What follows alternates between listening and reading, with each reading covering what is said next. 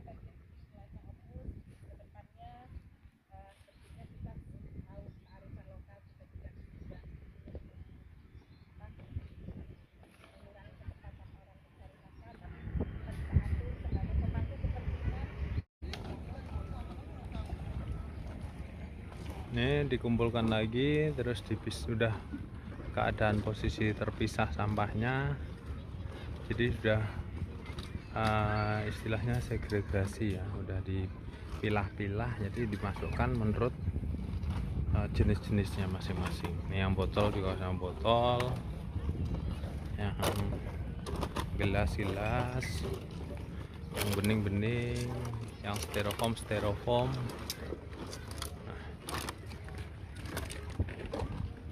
Tuh. Jadi nanti tinggal diangkut ke TPA, di TPA tinggal udah nggak usah milah-milah lagi. Nih, sekarang pantainya udah bersih. Udah bisa untuk main-main lagi.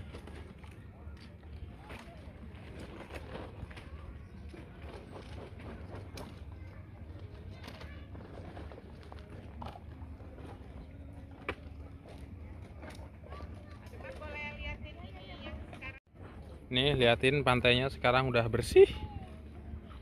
Udah bisa untuk main-main. Oh.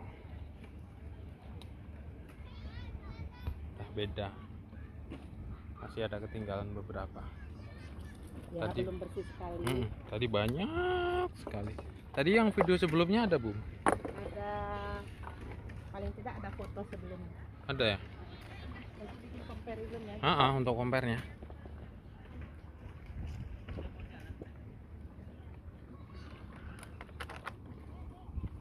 Pak Ros, itu Kak Franda nelfon sudah telepon. Apa katanya? Bu, nanti tadi nyusul ke sana boleh.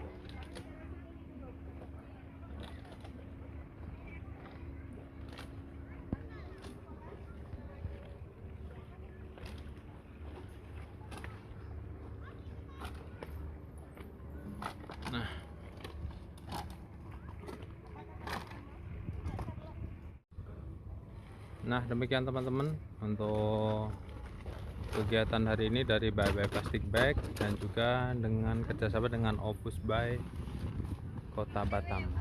Ya. Terima kasih.